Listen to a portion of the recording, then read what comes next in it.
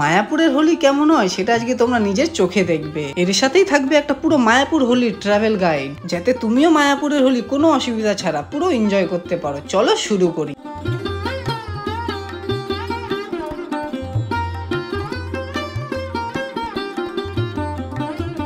এই হোলি একবার দেখলে মনে হবে আবার আসি।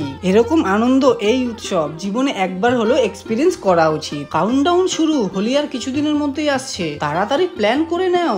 মায়াপুরে হোলির সময় হোটেলসের রেট অনেক বেশি থাকে। হোলির সময় মায়াপুরে অনেক হোটেল অনলাইন বুকিং বন্ধ করে দেয়, কারণ ডিমান্ড অনেক বেশি থাকে। আমি সাজেস্ট করব নবদ্বীপেই হোটেল নেবার, কারণ নবদ্বীপ থেকে মায়াপুর খুবই কাছে। নদীর ওপারেই মায়াপুর, একটা ছোট্ট বোট রাইডে ইজিলি পৌঁছে যাবে। নবদ্বীপে অনেক বেশি হোটেল অপশন পাওয়া যায়। নবদ্বীপ ধামকে বলে মহাপ্রভু চৈতন্য দেবের জন্মভূমি। মায়াপুর আসলে নবদ্বীপ সিটি না ঘুরলে মায়াপুর ট্রিপ ইনকমপ্লিট হবে।